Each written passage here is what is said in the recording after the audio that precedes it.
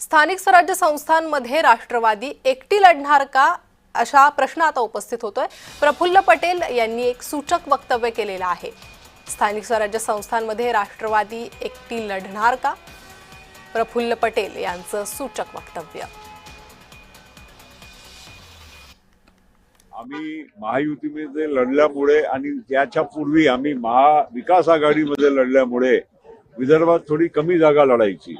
आता स्थानिक स्वराज्य संस्थेच्या निवडणुका आहे आणि त्यामध्ये जवळपास प्रत्येक पक्षाला आपापली ताकद दाखवण्याची पण संधी मिळणार आहे।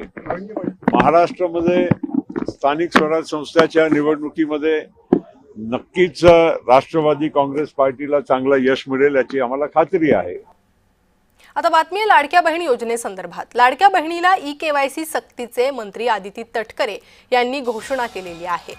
लाडक्या बहिणीला आता ई-केवायसी सक्ती